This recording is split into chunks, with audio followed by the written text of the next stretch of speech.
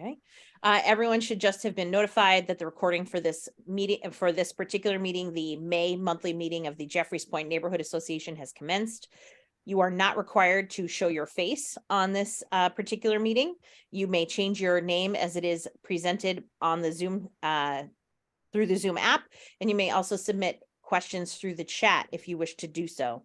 The recording of this meeting is hosted publicly on YouTube, and it is available on our website at www.jeffreyspoint.org. If you're a regular attendee, you know that this announcement is annoying, but it is necessary every single time, and we thank you for your patience. We thank you for joining us this evening. My name is Margaret Farmer, and I am the co-chair. Rachel?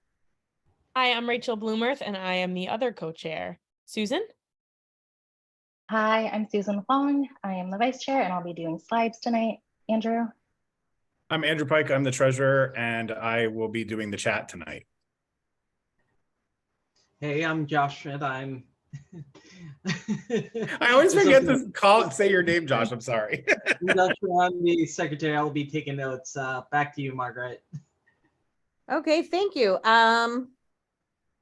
So I'm going to try to wing this because the listing I had for the announcements, Josh, did you just make a change to our minutes doc? Because all of my announcements have disappeared. No, they're all here. Are you looking at the right one?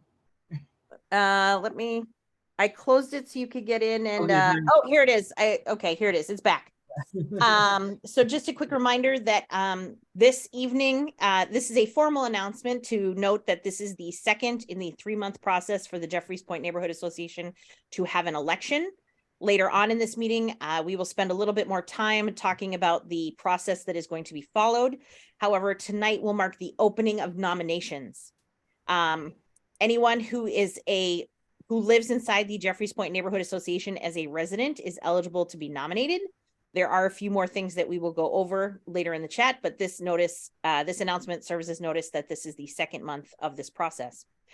I'd like to take a moment to thank everyone who participated in the Love Your Block event, which happened recently here in East Boston. It was very successful with, I think we had almost 24 volunteers from Massport, local residents, and others.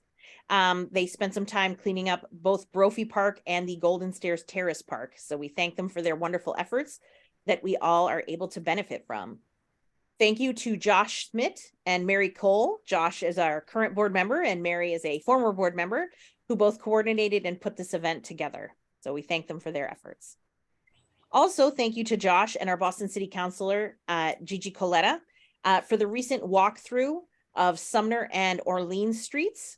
If you drive through the area, you're aware that Orleans Street has been, I'm going to be generous and just say torn up and difficult to navigate. They went down, did a review and analysis of the area and have come up with several ideas for improving as well.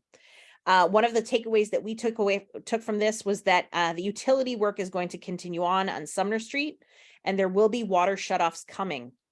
If you are affected by a water shutoff, the utility will post a notice in either your vestibule or mailbox approximately a week in advance. So we ask everyone to keep their eyes out because that is where it will be posted. This Wednesday, May 10th, is the Sacred Heart Community Meal at the Sacred Heart Church on Paris Street. This free community event is open to everyone and is designed to get people together so you can have a chance to meet your neighbor and talk with others. We encourage everyone to attend. The Sacred Heart Church is a really wonderful place. Their holiday bazaar is one of the events that I always look forward to every holiday season, so check them out. On Sunday, May 21st, the Boston Athletic Association Fitness Series is coming to East Boston. They are hosting a free fun run or walk and it is starting at 11 a.m. in Memorial Park. This is also a free event and is welcome to everyone to join. The JPNA would want to announce that if you were here at our April meeting, you heard a presentation and discussion with the Jamaica Plain Residents Association. They brought forth the idea of having civilian flaggers at some construction sites to direct traffic, to remove some of the pressure on the police to attend these particular events, to attend some projects. After an internal discussion, With input from community members, the JPNA has decided to issue a letter of support signed by the board. If residents wish to comment on this particular issue, either for or against, we encourage you to contact the mayor's office directly to let your thoughts be known. Just a reminder that we have heard a request from the Marginal Street Shipyard to present to the JPNA in June. We know that this is a large issue that many residents are very concerned about, so we are reserving most of the meeting for this discussion. If there is a change, we will certainly let everybody know as soon as possible. But again, they have said that they believe they will be ready for a return at our June monthly meeting. And at the end of the meeting, I will have the dates for that particular meeting. I have it further down. So we're going to go directly into board nominations. I know we normally go to the police, and we will go to you right after this. This should only take 2 or 3 minutes. A quick explanation of the process. This is the second month. We announced last month in April that the election process is starting. There are currently 3 seats. I didn't think that was a tongue twister, but evidently it is. Coming up for election at this time, and one of those seats is open. I want to take a quick moment to thank Rachel Blomert, who has said she's going to keep her camera off for most of this meeting, and that is totally fine. Rachel will be soon welcoming her second child with her husband. And with that, she is stepping away to focus on other projects, but we'll give her a pass on that. She has been a wonderful board member for many years. She's been handling our internal planning and zoning process, which is quite the process, all on her own for what, probably, I know, at least over a year, if not 2 or 3 at this point, Rachel. But she is stepping away, and so there is at least one open board seat. So I just want to take a quick moment. If everybody could feel free to post an emoji or wave a hand or anything you like. But if you see Rachel, Jordan, thank you. I see Jordan clapping. Some heart emojis here. Patty, thank you. Matt, Nathalia.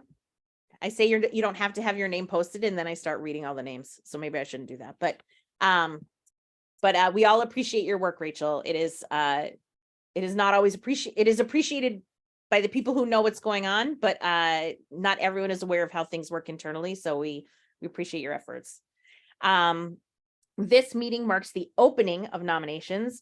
Nominations continue after this meeting until the next meeting in June, where people who have been nominated have the opportunity to present to the community and answer questions from the community.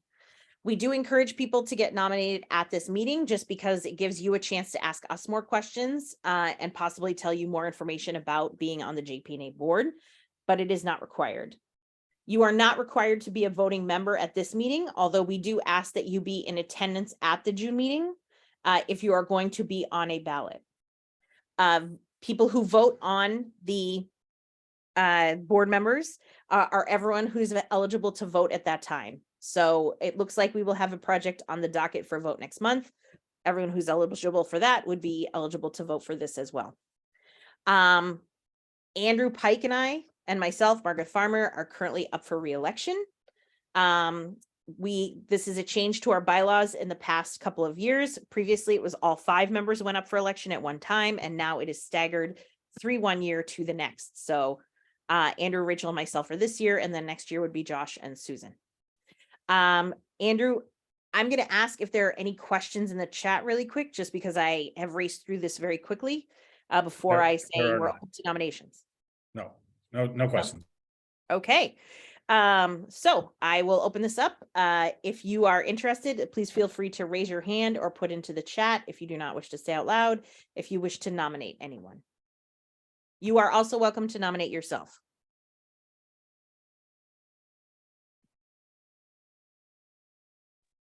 Don't all speak at once. Yeah, control yourselves.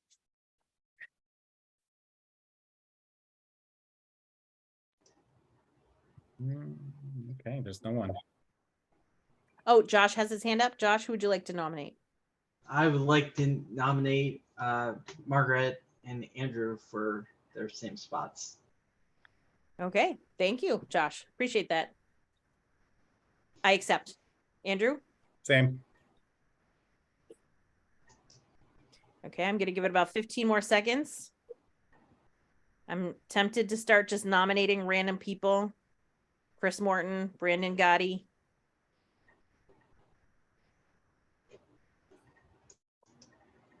Wow, their things didn't even flicker. Okay. Just a reminder, nominations do stay open. You can nominate people, either yourself or someone else, through email. You can email us directly at board@jeffreyspoint.org to let us know that you're interested. Again, people who are nominated are given no less than 1, but no more than 5 minutes to speak to the neighborhood association at our next meeting. Then after the meeting, the vote will be online.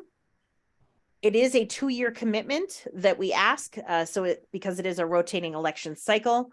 And then there is a period of time this summer. There's a transition period between July and August where people learn about their roles, have access to information, and an internal discussion about what position everyone will be in.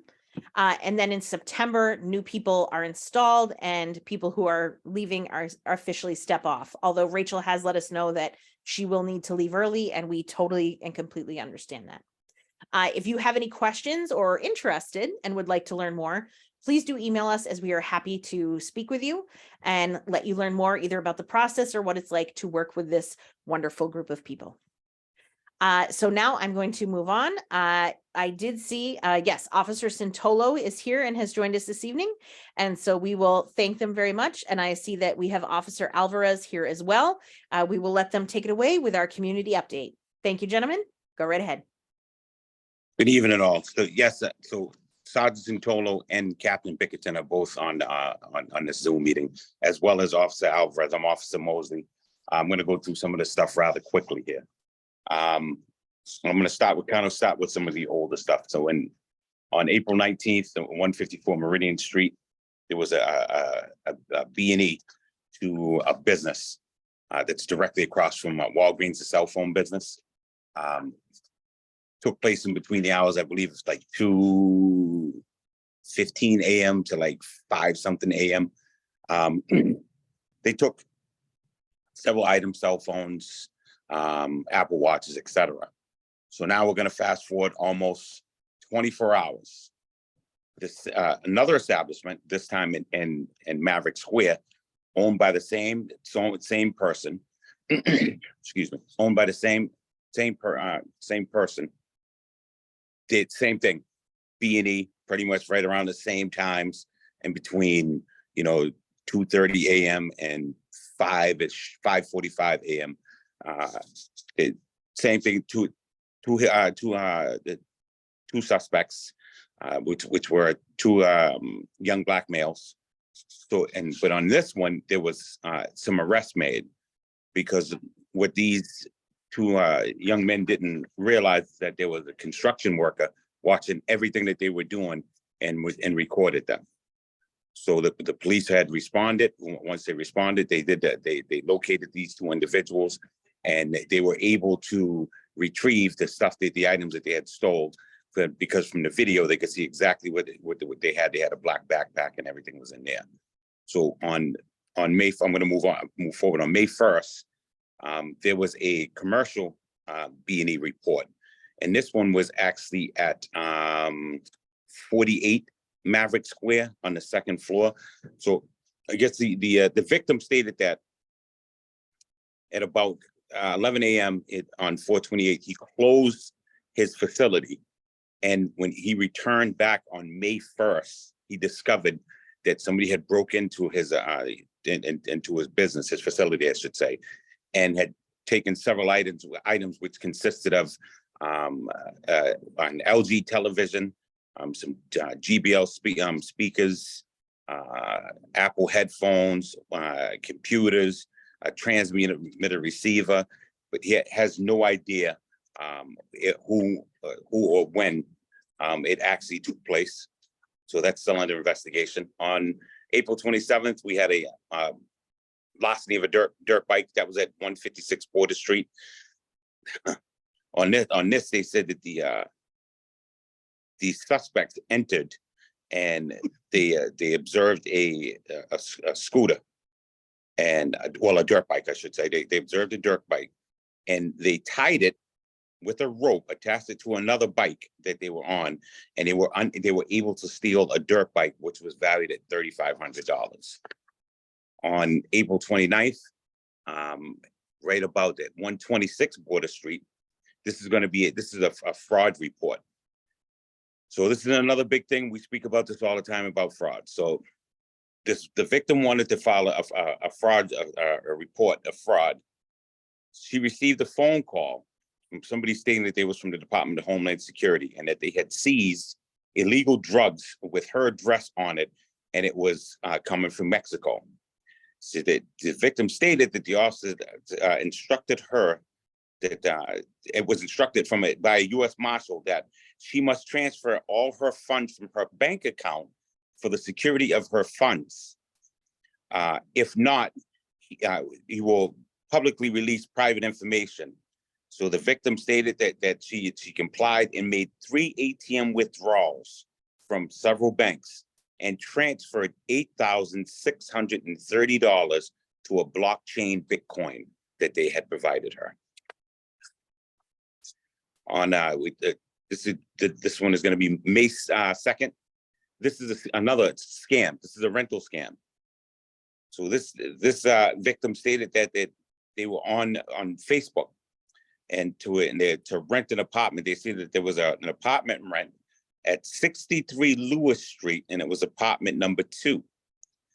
So they agreed. The individual agreed with whoever this person was who's claimed to be renting this, and they were going to pay the first month's rent, and so they paid $950 as agreed upon in a written statement from this person. So that the victim said that she sent the money through PayPal on April 30th, 2023, and was supposed to move into the apartment on 5/01/23. Victim actually went to a location that they told her to come to that was actually a hospital.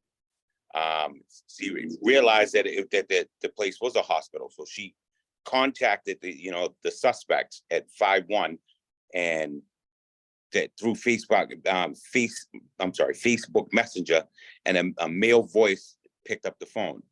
So needless to say, since the interaction, the victim has not been able to get in touch with this person and believes they may be part of a rental scam. So this person is out their money, $950. On April 27th at in between 73 and 75 Maverick Square, this is actually another scam. There was an employee that worked at the Bella's Market who had received a phone call from an unknown person claiming to be an unnamed name here. So and stated that she needed to make a payment on behalf of the market, or they would be fined and not pass the inspection. So in return, they says that they received a text message to her phone giving her an address to drop off the money. They were asking for a total of $3,700. She was told to go to 99 Chelsea Street, East Boston, to a Bitcoin ATM. When she arrived there, she was then told to go to the second floor, but turned around and went back to Bella's Market. So she did. She also stated that at one of the phone calls, she didn't give them any money. So that one of the phone calls, that they said that if you did not make the payment, we would kill your boss, who is actually the owner, and the manager, and cut off their heads. So once again, scams. Just too many scams going on. We had on 4/4/2023, we had a larceny from a motor vehicle, and both doors. Both incidents. The vehicles were unlocked and there was no damage. That's another thing that we talked about. We always talk about people going right down the street and just trying door handles. And if whichever one is open and they can get in, they're going to take whatever they can take from out of there. There was one auto theft that we actually it was later determined that it wasn't a motor vehicle, that was a stolen motor vehicle. But what had happened is that this vehicle had been towed by the Boston Transportation Department, and it was incorrectly put into the system, And so therefore they thought that their vehicle had been stolen. We have like I said, larceny from a motor vehicle on 422, 84 West Eagle Street. Let me move on here. So we still do have some good people, I would say, around. On Tuesday, May 2nd, an officer took a report from an individual who had found $326 in total U.S. currency at from up in Orient Heights, in a location in Orient Heights, and did bring that money in to the police department and turned it in. And that money gets logged in, and we wait to see if somebody comes in to retrieve it. So we also had on Saturday, May 6th, there was an OUI arrest. This service car, which was one-man unit, they had conducted a motor vehicle stop for violation of the auto laws. Further investigation, they believe that the person was intoxicated. But upon approaching the vehicle, this officer noticed that the operator was wearing a hat that had several nip bottles of alcohol glued to it. So that the operator smelled of an odor of alcohol beverage, and during the conversation, he stated that he had been drinking alcohol. So he was placed under arrest for operating under influence of alcohol and transported to District 7. Then we had on 5/6, Saturday 5/6, we had a vehicle that was driving in the wrong direction. Further investigation revealed that the registration came back expired. This individual was cited for unregistered motor vehicle operating on a public way and registration not in possession, and was a vehicle remaining on a public way as well. The vehicle was actually towed, and then they were cited. On May 8th, we had a motor vehicle rollover. This happened on Sunday, May 8th, at about 1:07 a.m. It said motor vehicle accident rollover at 28 Princeton Street. So the vehicle was on arrival. The officer observed this vehicle was on its roof with full airbag deployment. The vehicle struck a parked vehicle, causing it to move about 6 feet forward, but extensive damage to the driver's side from the impact. It's primarily spanned. Yeah. Okay, that's being investigated by the auto investigator. On May 8th, we also had at about 7:24 a.m., we had a larceny of tools. They said that the victim stated that he had arrived to the 3rd floor of his job, which was 226 Harv Street. He arrived at the 3rd floor of the job, and he discovered that his tools were missing. The victim stated that the tools were secured in a Milwaukee rolling case, also missing from the site. The victim stated that he lost approximately 24 pieces of battery powered tools valued at approximately $5,000. Again, and once again, the last thing I have is this: suspects checking car doors, and this was on 427. There was a group of individuals who was observed by the K car, which is our plainclothes unit, at 1:30 a.m. And about 12:55 a.m. to 1:30 a.m. They were observed going by, pulling car doors. They were unable to get into any of the vehicles. They were stopped by these officers, and the officers did ascertain their information, which is a field interrogation observation report that was completed by the officers. That's all I have. Any questions? Thank you so much. That was a very comprehensive list. Oh, yes. Andrew, has anybody turned anything in the chat? No questions in the chat. Okay. Sergeant Santola, we did share your information about how to contact the police with everyone in the chat as well. A quick reminder that there are several services that the police have available. I believe that you still have the medication disposal box in the lobby of the police station. Is that correct? Yes, we do. Excellent. Please dispose properly of medications. Kids, sometimes teenagers, taking medications from medicine cabinets is one of the first ways that they have access to inappropriate medicines. Also, has been reminded several times before, but I'll bring this one up again. If you have a firearm in your home, if you are cleaning out a home for a relative or one that you no longer wish to have, they will come and pick it up for you. If you do not have the permits or licensure in order to transport a firearm, please do not break the law. Call them. They will call the non-emergency number. Don't call 911, call the non-emergency number, and they will come up and pick it up for you. There have been several residents who've been cleaning out the homes of relatives and have come across firearms that they were not expecting, and they were not safely secured. And so they've been very grateful for the help of our BPD for doing that. So if someone is interested, could you put the non-emergency number for the East Boston department in the chat, and we'll share it? Non-emergency. Okay. Yeah, we'll put that in the chat. Okay, thank you. And then Andrew will share it out to everybody else. Thank you very much. Now I'm going to turn over to our mayor's liaison, Nathalia Benitez-Perez. I'm sorry, really quickly before we move on, a last minute question came in it looks like from a resident at 31 Orleans Street. I guess they're stating they had a keying incident overnight. This may have just happened, so I'm not sure if you have any information on it. It says, they're asking if you've seen this before. I guess it was on the windows of the building.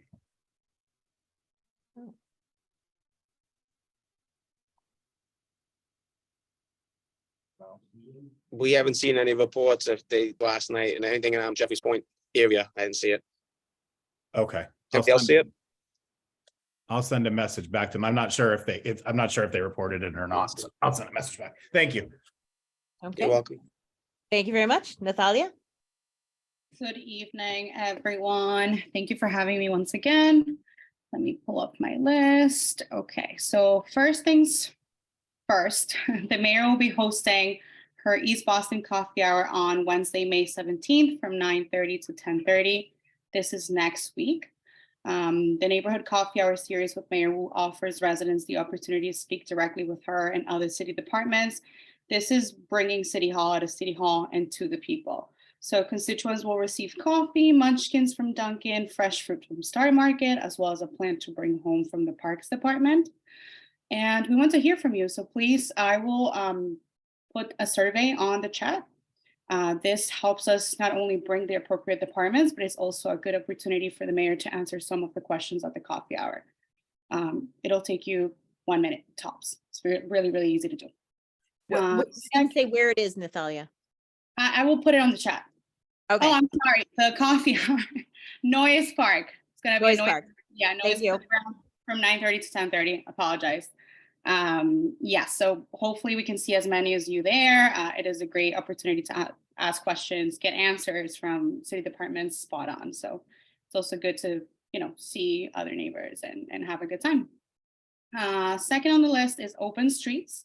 Probably many of you have seen the news lately. We announced it last week officially. So this year's open street events will take place from 10 in the morning, streets closing at 9 a.m. and the activities beginning at 10 a.m.-ish to 3:30 p.m.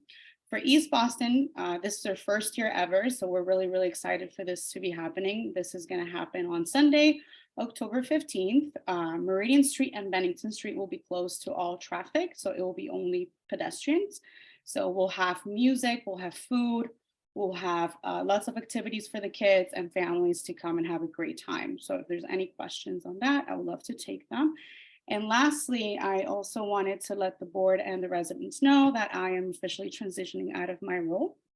My last day in ONS will be June 5th. So I'll still have 1 more month ahead of me. So if there's anything that you need to chat on, please let me know, shoot me an email. I'm happy to grab a coffee with any of you. And yeah, so thank you so much because it has been a wonderful 1.5 years. This board and the residents of Jeffreys Point have always been really, really kind to us and to me, and it has made my work a lot easier. So thank you. Thank you, Nathalia. We appreciate your hard work We know that this job is not always easy and can be very intense. So we know that you have been very dedicated and stayed very focused it's been a year and a half now, right? Year and a half. You've lasted longer than others. we wear liaisons out pretty fast. But we're grateful for your work on our behalf. We are having our potluck in July. So, and we know that you live in the neighborhood, so you shall not totally escape us, but you're certainly welcome to come back and enjoy yourself at the potluck. Of course, and I will still be working with the board, just in a different capacity. I'll be taking over the Office of Civic Organizing, so I'm sure you'll still be seeing me plenty of times. I'm sure. But we are grateful for your efforts on our behalf. Andrew, do you see any questions in the chat? No? Okay. And just to remind people, you don't have to wait until someone has finished talking to ask a question. You can enter a question in the chat at any time. Sometimes those questions do get answered when someone continues on, but better to include something in the chat and have the question answered than to not hear a response at all. Next up, we have Brad Tinkham, who is here to represent Downeast Cider. He is going to be telling us about some of their summer events and plans for Downeast Cider down in the shipyard. I did see him a moment ago. Brad, feel free to turn on your camera and take yourself off mute. And we look forward to hearing what you have to say. Thank you. Evening, everyone. Pleasure to be here. As mentioned, I'm here from Downeast Cider. We're getting excited for our third annual season in the marina. We're going to be activating in the same locations we did last year. We're going to try and do some improvements to the site with we'll still have the outdoor porta-johns, but we're going to try and put a barrier up to make it look a little more presentable. We will have a little bit more shade cover this year, so people can come down during the day and not have to sweat it out while we're in direct sunlight. We're also looking to expand our hours. We're going to be operating Tuesday through Friday from 2 to 9 p.m. And then on the weekends, Saturday and Sunday, we're going to be operating from noon to 9 p.m. as well. We're not looking to keep the pop-up open late at night. Again, this is for folks to come down and kind of enjoy our products, see the marina and what East Boston has to offer, and then call it an early night and go see the other local establishments in the area and kind of just have a good time in the neighborhood. The tap room will be open for limited hours as well for our regular sampling schedule. Thursday nights and Friday nights from 5 to 9, and then on Saturdays from 11 to 7 p.m. and then on Sundays from noon to 7 p.m. We're really looking forward to welcoming the community back, and if there's any questions, please feel free to reach out.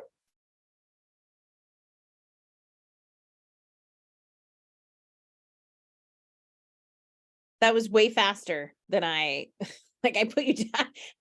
I expected you to take like at least 5 minutes there, Brad. Sorry about that. I mean, we're very excited to be here. And again, if anybody has any questions about what we're looking to do this year, please feel free to reach out.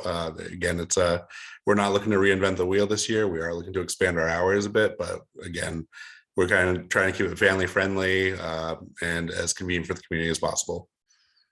Okay, and before I ask, I think someone else is taking themselves off mute. Before I ask Andrew about questions in the chat, just for anybody who hasn't been down there, could you describe, like when you say a pop-up, can you describe what that means to people? Like, does it include food? How many people? Does it like average out to be? Just some general information. So we do not offer food. We operate within day of licenses. The city and the state allow us to do these day of licenses that don't allow for a full operation, but do allow for limited hours and limited pouring. We're allowed to offer malt beverage and wine. So we won't have any of the RTDs that are so popular right now. Downeast does make some of these products, but we will not be selling them. We will just have cider and fermented malt beverages, FMBs. We have seating for about 110 people. We will be keeping capacity with door staff.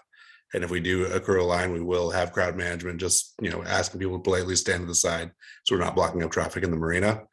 And again, as I mentioned, we will not be offering food, but you're more than welcome to order food and bring it with you. I think it's probably one of the most beautiful views of the city that there is. It's an unobstructed sightline of the city skyline. So it's just, I really don't think there's a better spot to come enjoy an afternoon, get some work done with the Wi-Fi, and have a drink and hang out with some friends. Okay, and when you say, will this continue into September or will it just end in August? So we're looking to continue this into October, weather permitting, and if we don't have a rough fall, we're looking to do this. We call it cider season. Our busiest 2 months of the year, September and October, as people gear up for the fall and scary season, if you will. But yeah, we're looking to keep this going right through October, weather permitting. We'll probably limit our hours as folks get back to the normal school routines and just the normal day-to-day life post summer. But we're hoping to keep it going on the weekends through October. Okay, and for local residents who might be interested in participating, it sounds like it's not a reservation. It's First come, first serve. It's come on down. There's generally we don't do reservations. We don't do VIPs. The community is all welcome. We're trying to treat everybody the same and just really have a good time. Okay. There are a few questions in the chat, Margaret. Excellent. That's where I was going next. Sure. One question for you is, what's your plan for parking? So this year we have reserved all of our spots along the Downeast Cider House. We traditionally have 10 spots, and then the other 6 spots were marina parking. We have asked the marina to reserve all of those spots for Downeast. Other than that, it's kind of a first come, first serve. There is marina parking for the museum. And then there's a parking along Marginal. But other than that, it's kind of we highly recommend that people take public transportation. I know blue bikes are going to be discounted for the month upcoming. There's a blue bike hub right outside of the marina, so it's fairly easy to get down to us, but it's definitely highly recommend that you take public transportation or Ubers or Lyfts. If you're going to be consuming alcohol, we definitely recommend taking Ubers, Lyfts, or public transportation. And this person is saying more bourbon barrel aged cider, please. I'm on the product and innovation team. I will definitely pass that along. Okay, and then a couple people have actually asked if would you mind putting the hours in the chat for me, and I can send it to everybody else in the chat. I'll add that into the chat. Okay, thank you. That was it. And just one thing, the retail operation, I know some people who go down and grab something and head back to the house, that will remain open as well, correct? Correct. The hours will not match exactly, but again, we'll be posting that on our Instagram and our webpage. So if you're curious when we're going to be open, just head on over there. But I'll post the hours of operation in the chat. Okay.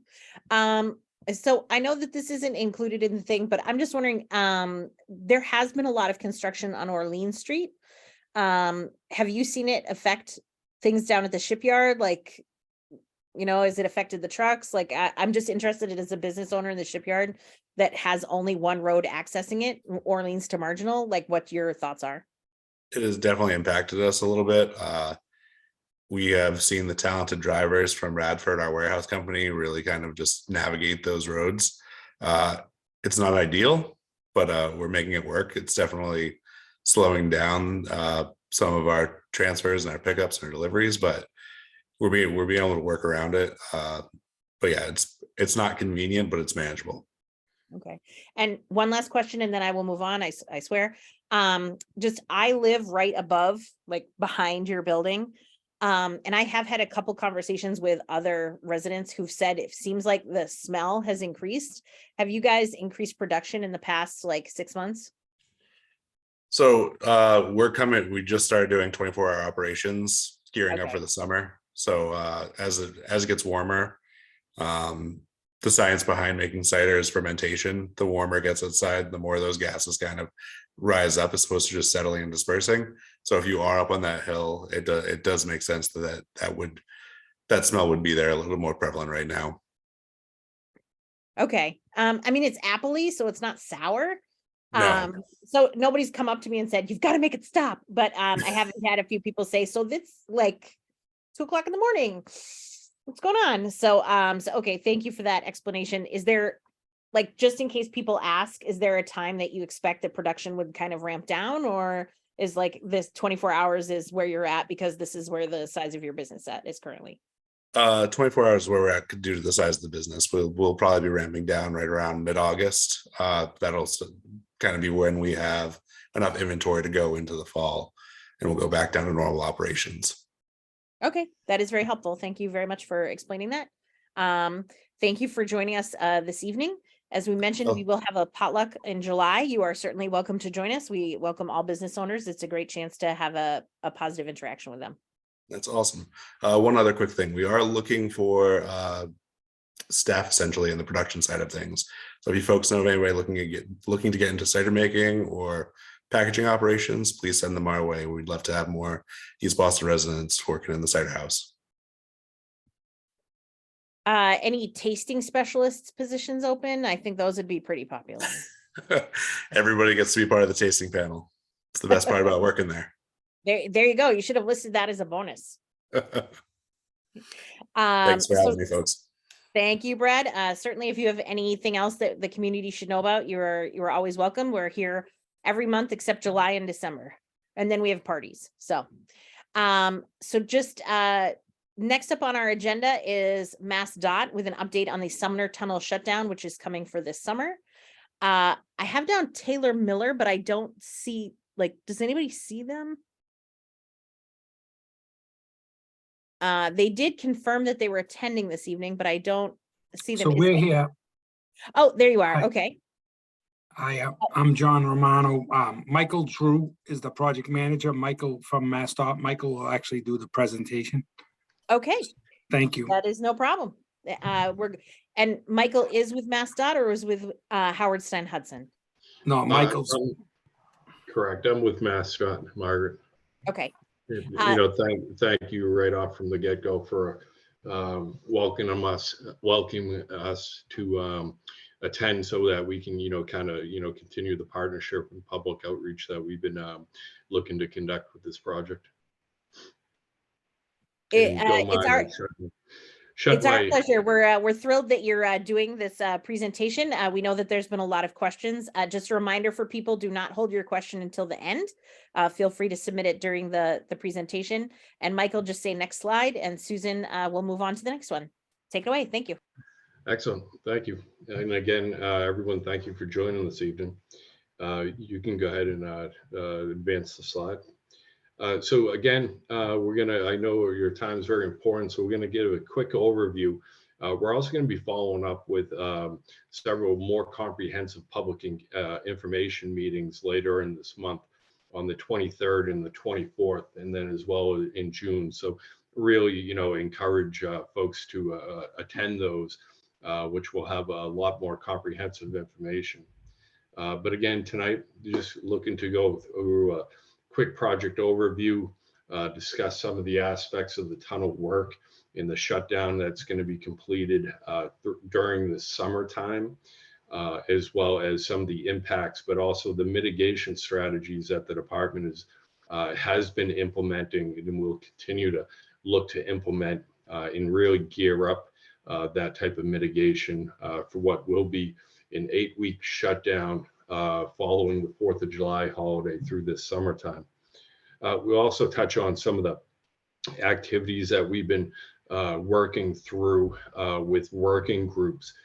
These are groups that are discipline-led groups that report back up to senior level staff to really look for opportunities, for mitigation, to lessen some of the impacts that will be necessitated with what will be a full 8-week closure of the summer tunnel during the summertime. And then also the public process.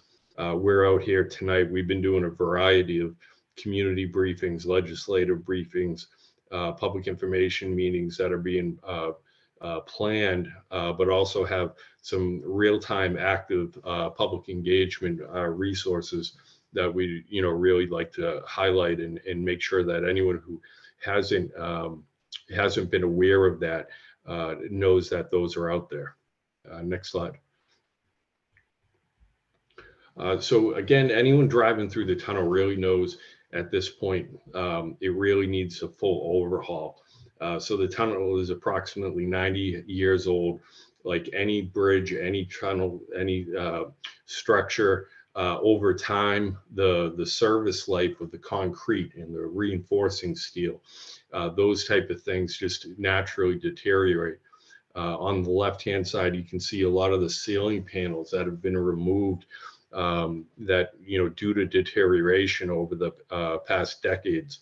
And then on the right-hand side, you can actually see the tunnel arch that's above those ceiling panels. A lot of the concrete that's been removed due to deterioration. All of those aspects, the full structural overhaul is what's being planned for the tunnel. Next slide, please.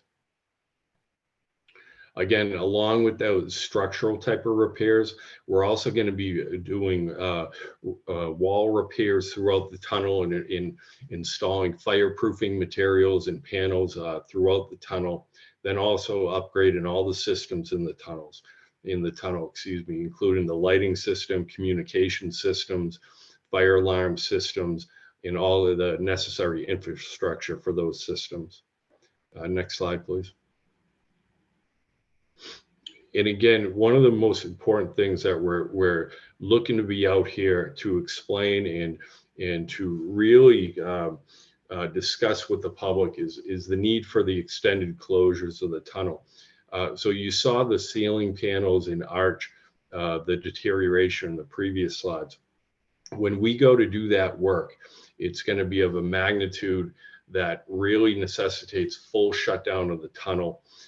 Originally, what was planned was to do all of the shutdown in a 16-week closure from May of this year to September of this year.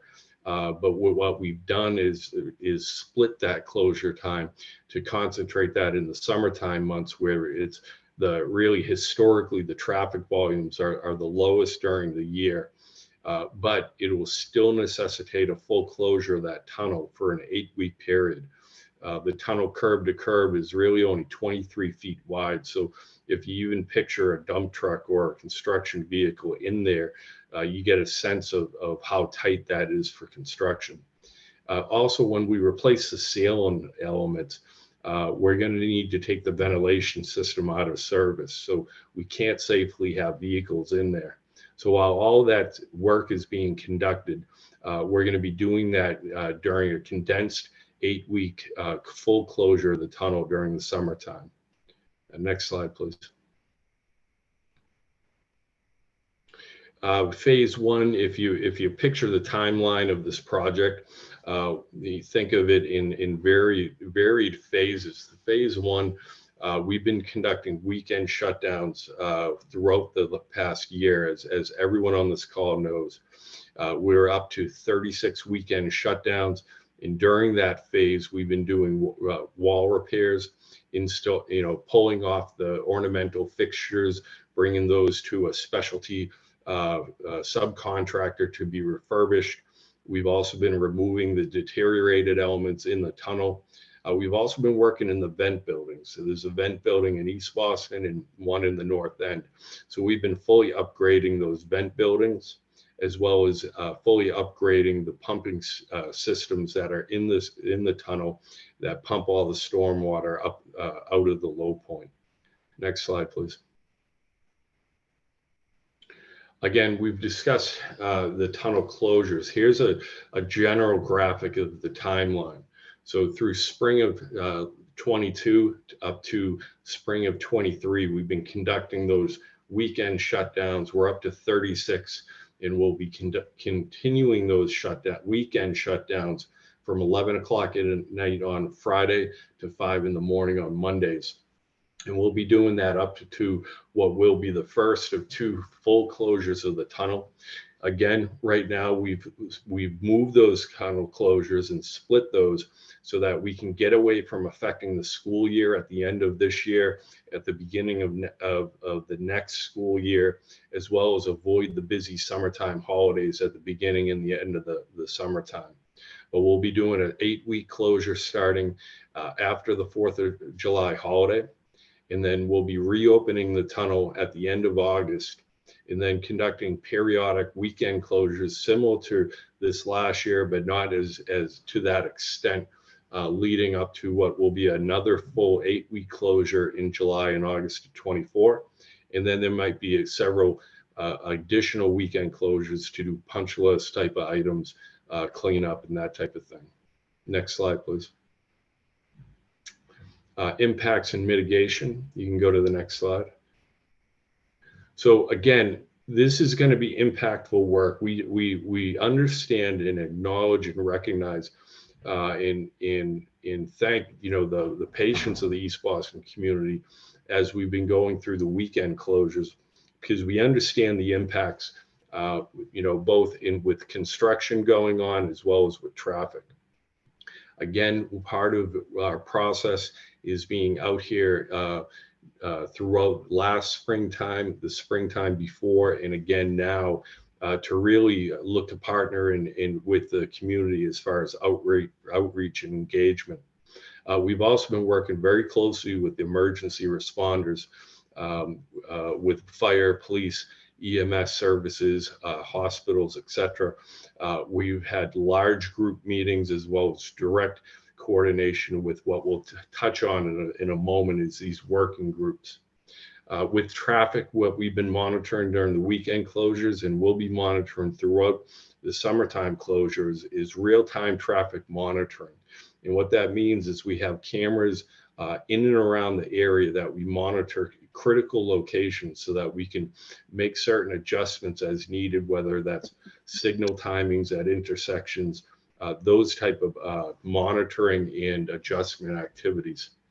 Again, we have a variety of communication mechanisms set up outside of the public meeting process. We have a dedicated Hotmail, a dedicated email site, and a dedicated website set up.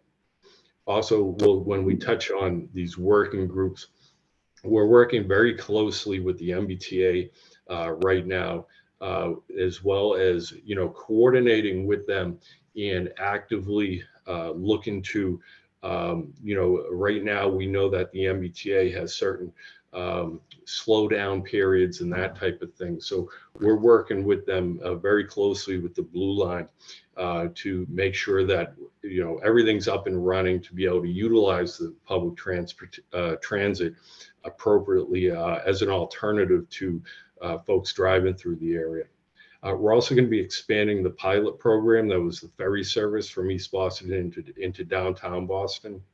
And then also, again, working with GPS companies and then keeping our project website, those type of resources up to date. Next slide. Again, some of the direct mitigation, and this is a preliminary list. We are working very closely with these working groups to identify opportunities that are within the scope of work for this project. But some of the items that have been in place during the weekends and it will be in place are extending the Easy Pass program for that resident program to the Tobin Bridge. Again, the MBTA ferry is going to be extended to be utilized during the closure. And then again, with that real-time traffic monitoring system, looking at any signal timing adjustments or field adjustments that can be made. Next slide, please. With all that said, and we're really looking to put this straight out and not sugarcoat that, because traffic will be impacted. We all know how congested the area is in a regular sense and fashion. And with this closure, we know that impact is going to be coming. So we've been really loud speakering, and that would be to say not just local residents, but regional residents, residents of the North Shore, residents throughout Revere and Chelsea, Everett, etc., in those type of communities as well. But we're really, what is going to be necessitated by this closure is different strategies for folks to really just eliminate the need to be traveling through the area. And that would be to say different opportunities, whether it's working from home or adjusting the commuting hours, or particularly taking alternative routes outside of the area, and then obviously public transit. So again, right now we're out here early to try to, put that word out so that the public can look at strategies as they plan for what will be happening after July 4th. Next Hey, slide, Michael, please. I just want to check how many more slides you have, because it's the questions that people really want to focus on. No, that's fine. Margaret, why don't we do this? And whoever's doing the slides, why don't we jump ahead through this one and then this one? In this one here, I just want to touch on, again, this gives you an idea of what's being worked in the background. We have public safety working groups, transit, traffic, business outreach, and communications. Those are reporting up to senior staff. You can go to the next slide. Again, one of the things I want to highlight with this is we're actively monitoring noise, dust, and nuisance vibrations during the construction activities. It's going to be 24/7 work going on. So we have monitors out there that we're actively monitoring throughout the course of the construction. And if they exceed thresholds, we basically look to mitigate those type of nuisances. Next slide, please. And again, the public outreach is ongoing. One thing to note, on May 23rd and 24th, we at 6 p.m., we have additional more in-depth public outreach meetings. So again, with the time allowed tonight, just mark that down. Those are available links on the website. Next slide. And then next slide. So again, why don't we keep this slide up while we take questions? Right now, we have all these mechanisms are fully active, and that would be a project hotline during the work, when the work's going on. The email address, we have a dedicated email address for any questions we can't get to tonight or questions that come up. Feel free to email that email address so that we can get full and complete responses back to you, as well as maintaining a project-specific website. So why don't we keep this contact information up so folks can take that down while if anyone has any questions. We have a considerable amount of questions in the chat here. Okay. Hold on, give me 1 second while I scroll.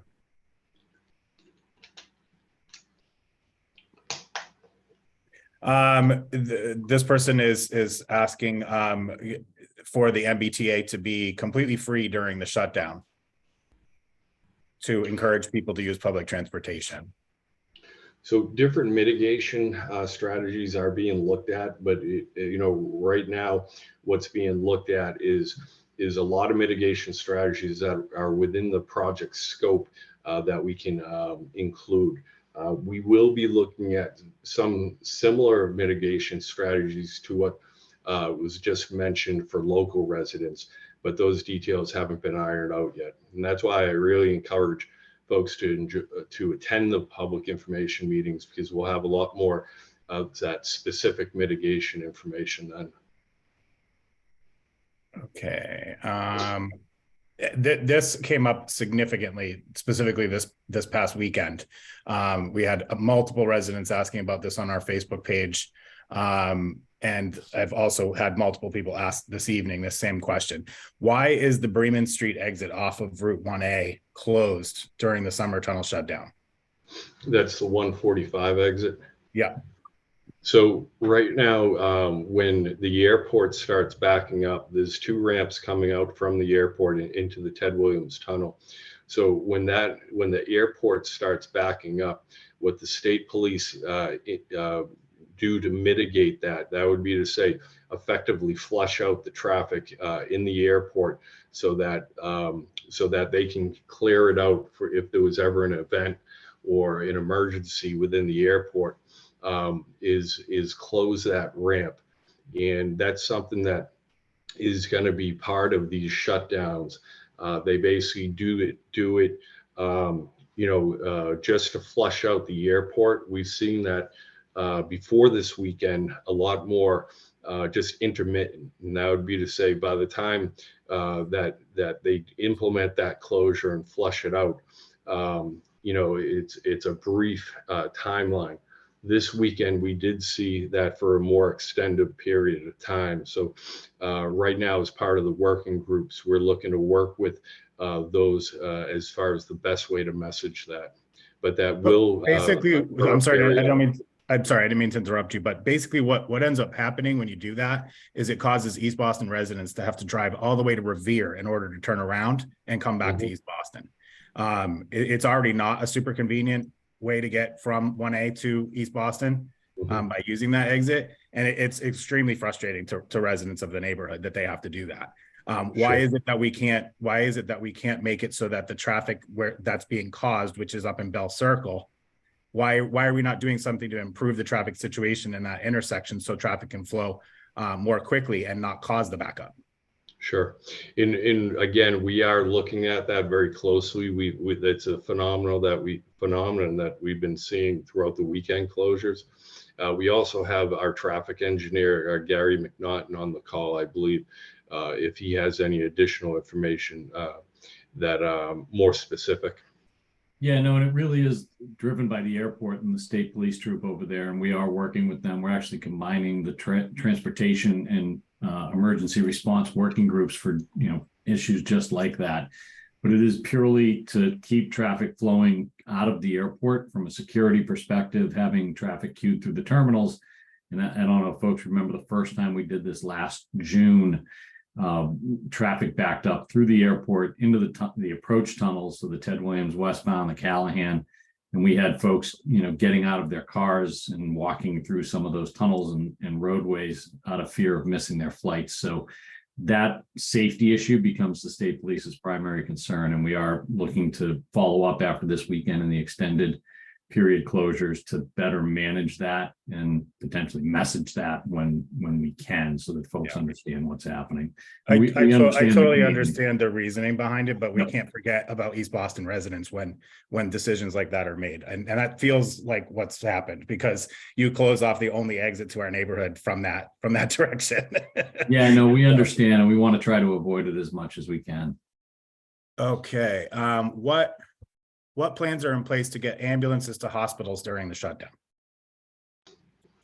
So right now, again, what we started at last springtime is what's called an incident response operations plan that we work directly with the emergency responders. So building towards this summertime closure, we also are taking that a step further with that working group that includes, EMS, hospitals, Cataldo, et cetera.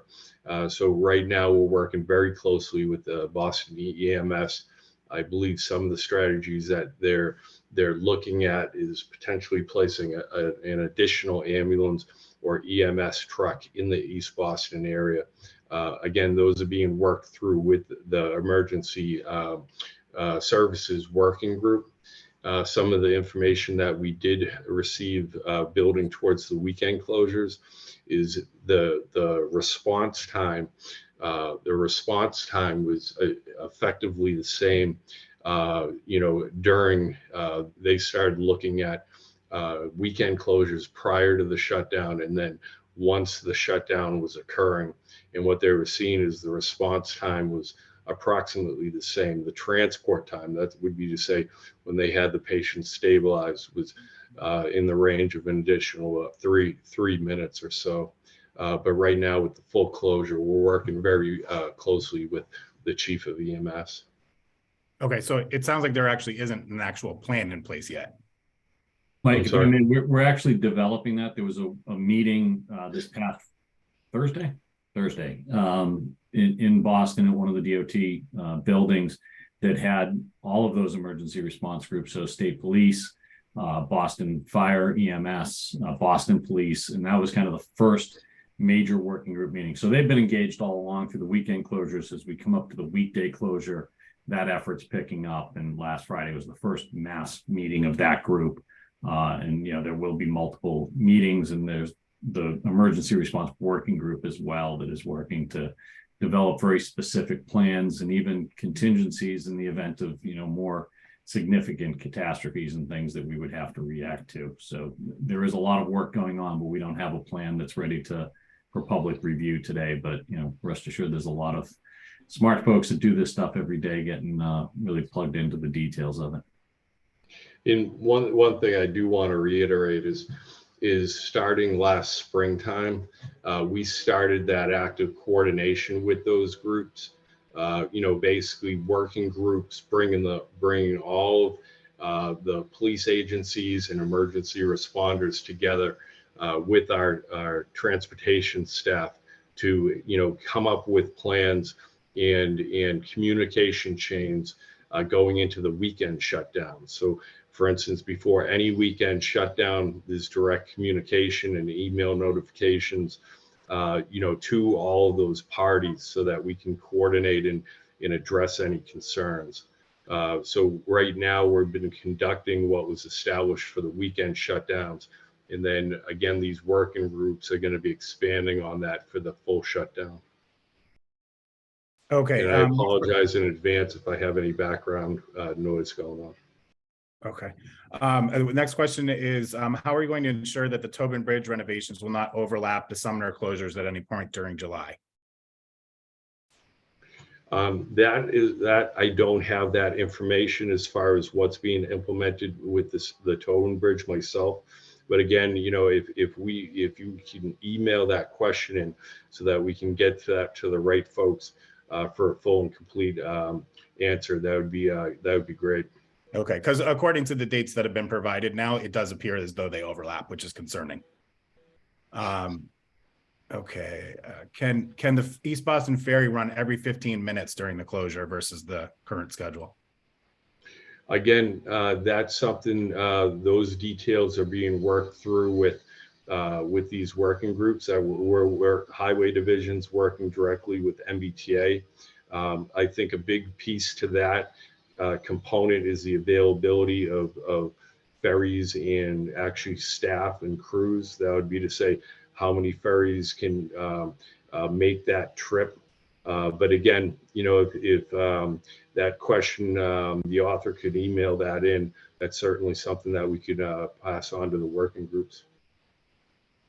Will there be any consideration to get residents exiting the Maverick Gate from the neighborhood? Is that what I'm assuming this person is asking? Onto airport property, a direct line to the Ted Williams entrance. During many weekend closures, when the Williams entrance back up, state police force traffic coming from the Maverick Gate and rental car center to go right. Like when you're turning off of what would be Jeffrey Street, I believe, by the gas station, they make you go right as if you're heading towards the Harborside Drive. Again, making us do more work to get somewhere. Sure. Is there any place for that? Yeah. So that I know that question has come up on previous public information meetings that we've conducted. And we've gotten that emailed question in. Gary, I don't know if you know the answer to that, but again, we can certainly get a full, complete response to you if that question's emailed in. But Gary, do you recall? Yeah, I recall the question coming up, and it's an ongoing point of discussion with the state police because, again, they're focused on keeping the airport safe. So all of the things that they're doing, are their measures to make sure that they are able to clear out the airport. But that's something we're trying to strike that balance with them of access for everybody, especially East Boston residents, as well, with keeping that airport traffic flowing. So it's part of the ongoing conversation for sure. Okay, there's two other people asking for the MBTA to be free. Is there a way to divert rental car traffic out a different way so residents don't get diverted around the airport? So that's basically the same situation that they're asking about. There seems to be sometimes work happening in the Ted Williams tunnel at the same time the Sumner is closed. Is that going to be happening throughout the full closure? So there is not work that's happening in the Ted Williams tunnel. What you're seeing out there most likely is that in the afternoons on the weekends, there's a lane closure that goes into place on Route 1A coming into the Ted Williams tunnel. And that's something that we implemented after that first weekend closure that had a lot of congestion coming out of the airport. And it's really balancing the traffic entering the Ted Williams tunnel, because once we get into that afternoon, probably past about late morning, the traffic coming out of the airport down the ramps, trying to enter into the Ted Williams on the right-hand side is heavier than the volume coming down 1A. So we're trying to close that lane push that 1A traffic into the left lane to allow that airport traffic to come in. So that's what you're seeing. It's really just a traffic management technique to help facilitate that access into the Ted Williams Tunnel. This person stating an additional ambulance over here will not make any difference if they can't get out of the neighborhood. So, which is something I was thinking as well. This is a statement from a resident. None of these are actual answers. One will be able to get the actual answers to the questions people are asking. This project is less than 2 months away. I think that's a very fair question. Correct. And we've been monitoring any of the emailed questions that have been coming in. So again, if any questions that we don't have the direct answer tonight, please get those in. We meet, several times during the week to go over any of the questions that have been coming in. As far as the mitigation and a lot of those type of items, right now we're planning to have a lot more complete answers as far as those for the public meetings that are going to again. We have 2 for the 23rd and 24th of this month. We're going to have 2 additional public information meetings in June, then as well as, to build up towards the closure. So right now we're looking to have a much more complete picture for the public going into these May public meetings.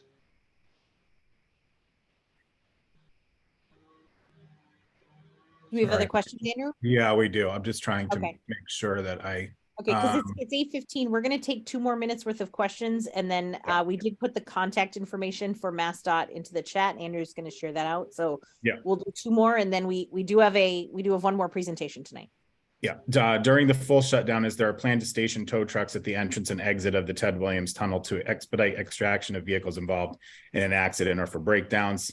I've sat in backups waiting for emergency vehicles to reach an accident when the Sumner is open. I can't imagine what that would look like when the Sumner is closed, if tow trucks are not pre-positioned to rapidly deal with accidents. Correct. And again, part of that incident response operations plan that has been in effect since last springtime for the weekend closures. We do have tow trucks and heavy duty wreckers stationed in and around to clear stopped vehicles, not just with the Ted Williams Tunnel, but within the other detour routes. Okay. For the doctors, nurses, hospital staff that need to be at the hospital in emergencies within 30 minutes, will they potentially be able to access a faster way to get downtown via the Sumner? I know the answer to that. No. The answer is probably no, right? Well, again, right now, what we're messaging in acknowledging is this is going to be a traffic impact. We're not sugarcoating around that fact. So what whether it's staff for hospitals within downtown Boston or airport staff, we're basically here early to put that message out so that folks can start planning that any extra travel time that they might need, but also to look at rerouting, taking alternative routes in and around the affected area. That's okay. all, Margaret. Okay, we thank you so much for being here this evening. As you can see, there's a great deal of interest and a great deal of concern about this.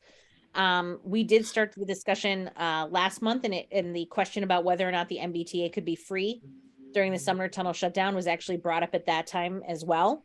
And that question was actually sent back with our mayor's liaison, because that would be the thing that would get the most people out of their cars and onto the T. Absolutely.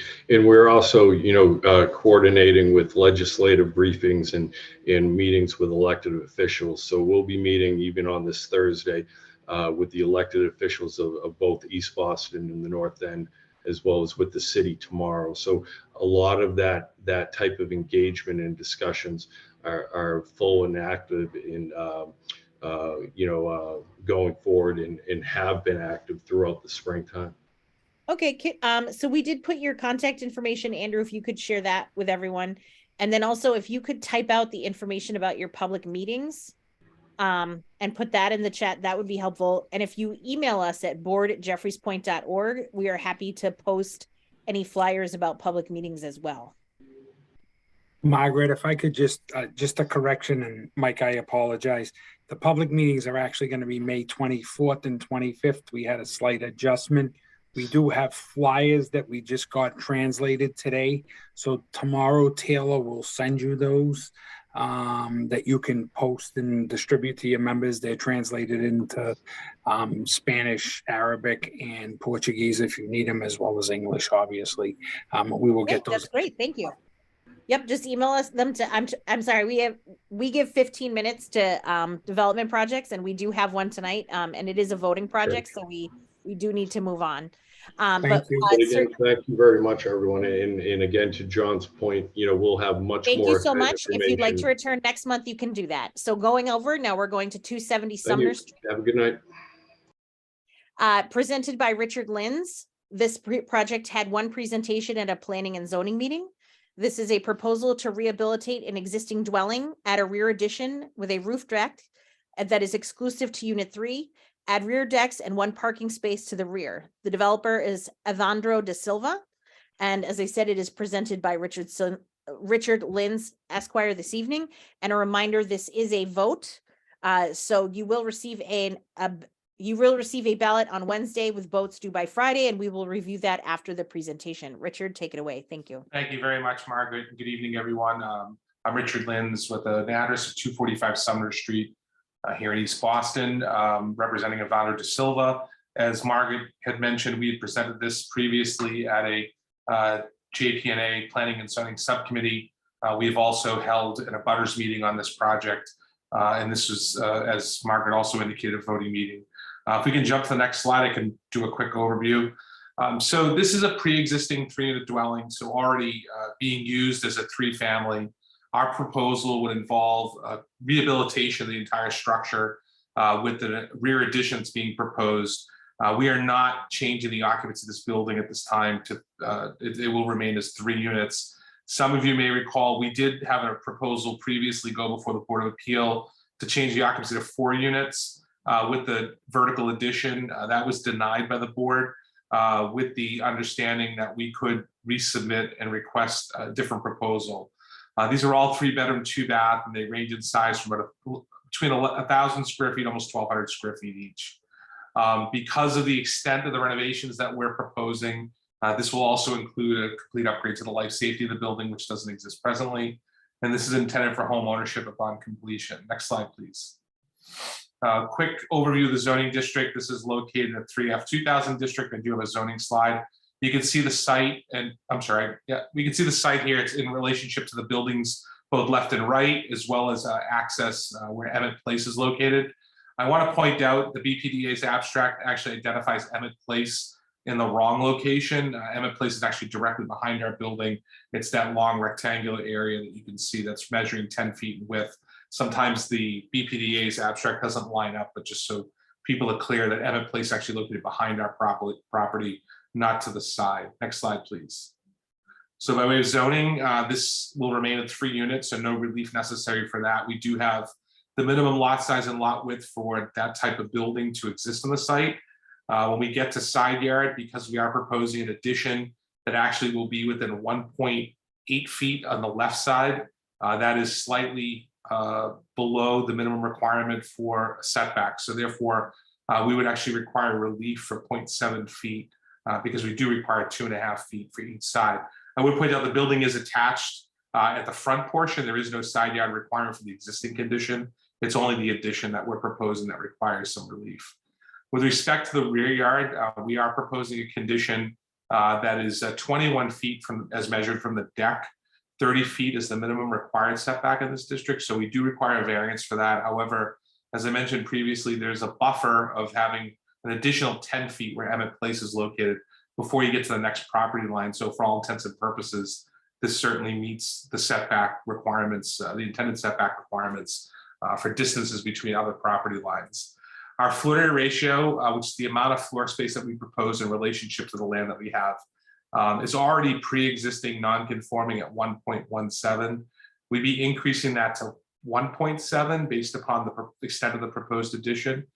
So we do require variance for that as well. We don't change the height of our building, and there's really no change in the open space because we're not adding any units. So no relief necessary for either of those. And last but not least, parking. I do include here that we don't require any relief because this is already a pre-existing 3-unit dwelling without parking. However, we are proposing one parking space that would be accessed from Emmett Place to the back of the building. So we actually would be improving the condition and providing parking even though not required. Next slide, please. Just a quick overview, looking at close to the intersection of Lynds and Sumner. You can see the relationship of our building to the buildings around it. Actually, the building immediately to our right is just completing construction, I believe, and actually has a 4th-story addition that's on it. So our building will actually be lower. Next slide. Bird's eye view, you can see the extent of our building, again, in relationship to the buildings, both left and right. Next slide. Back view, next slide. Another overview, next slide. There's the exterior condition. This is a little dated, but you can see, as I said, the building to our right was under construction and had gone through the community process as well. That is actually have an occupancy change to 4 units. Our building, as I said, will stay exactly as it is for height, so we're not changing in respect to the height of our building. Next slide, please. Just a different view looking back towards Orleans. Next slide. And looking down towards Cottage. Next slide. So our rendering is here. I apologize, I don't have Sharon or Tria from Joy Street Design, but the exterior of the building, at the front of the building, will certainly be improved in connection with the renovations. As you can see, the materials would be consistent with what the requirements are for the city of Boston for new construction or renovations of this extent. They will improve the exterior entranceway, as well as upgrading the windows and the siding itself. Next slide, please. So just our site plan, basically pointing out and showing all of the setbacks that I just talked about in the previous slide regarding the zoning requirements and the zoning relief that will be necessary. As you can see, that one parking space that is accessed from Emmett Place is located within our boundary. There's adequate screening and buffering on both sides of that parking space. And then you can see the extent of the addition that's being proposed. Next slide, please. This is the existing conditions. I do include these just for reference, but we could probably move through this relatively quickly. If you could jump maybe 2 slides down. Existing condition, front and back. Next slide. And we start with our proposed conditions. So our site plan does show the parking space, again, access from Emmett with the landscaping both left and right, and then the extent of the addition in the building itself with the deck and the rear egress. Next slide. So our floor plans, starting with the basement that consists mainly of just storage and mechanicals. We do indicate that there's no separate independent living space in that lower level. First floor has the unit as laid out, as you can see here, with the addition to the rear. Second floor, pretty similar in size and layout as well for unit 2. Jump to unit 3, please. Then we have unit 3, again, showing the addition, the rear deck, and then the roof deck that is being proposed. That roof deck would be exclusive only to unit 3, so it's not a common roof deck. It would be accessed from within the unit for unit 3. Next slide, please. Showing our elevations and just some of the revisions that we'd be making to the front and rear of the building. You can see the decks along with the proposed roof deck that would have a glass railing. So we're not proposing to have that include spindles. It would simply be a pretty transparent roof deck condition. We do show that small structure that you see to the left on the left side drawing, the front drawing. That's not a full head house, that's a hatchway that would access up to the roof. So we're not proposing to increase or at least increase the height of the building by way of adding a head house. It would simply be a hatched access point. Next slide, please. You can see here, it does have a lower profile than your typical head house. So it allows for the stairwell to come up to that level and then access out onto the roof deck. Next slide, please. Just showing our right side of the building, that addition, because that portion of the addition is set back a little over 3 feet, we're able to incorporate windows on this side of the addition. As we saw in the last slide, there are no windows on the left side being proposed because we are within close proximity to the property line. Next slide, please. So this process has moved through the community process like most other projects. We had our JPNA planning and zoning on April 19th. We held our abutters meeting just before that. Some of the concerns that we did hear about this project, not unlike other projects that have abutted Emmett Place, is the delivery of materials. I did have a chance to speak to my client after the last meeting, and he has made the commitment that he will work to have all, if not most, if not all, the materials delivered from Sumner Street rather than Emmett Place. I do want to point out that there may be an occasion to incorporate or use Emmett Place for some deliveries, but the bulk, probably 80 to 90% of the materials can be delivered through Sumner Street. So it really just is a matter of coordination with this contractor, but he did hear those comments that were made at the P&Z and certainly is willing to work with the neighbors to address that concern. We will be before the board sometime probably later this spring. We will anticipate permit issuance over the fall and then take about 8 to 10 months to complete from start to finish. So I believe that's the last slide. I'm happy to address any comments. Hi, Richard. Okay. There's no questions in the chat, but someone was asking a question about the project that was postponed. What is it, 348 Sumner? Yes. They were just curious as to if you have any idea when a butters meeting might take place, or for that meeting. If I'm not sure how that process exactly works. So Right. So typically, thanks, Andrew. Good question. Typically, we can't set an abutters meeting until we have the refusal letter. that's what I thought. Okay. Yeah. So I think our refusal letter, I think it's expected, if it's not this week, it's next week. So we'll schedule that immediately. And then we're hoping to be back before JPNA in June for your June voting meeting. Okay. We do have some abutters who registered within the 24 hours. I did see a couple. If you're an abutter and you would like to speak aloud, if you could raise your hand. We've got Andrew Tilden, Frederick Bruno, John McLaren, Jessica Core, Allison, I can never pronounce this last name. Is it Chichia? And Michael Chichia. I apologize. I'm not saying that correctly, probably. If any of you'd like to speak aloud, you're allowed to do so, if you want to.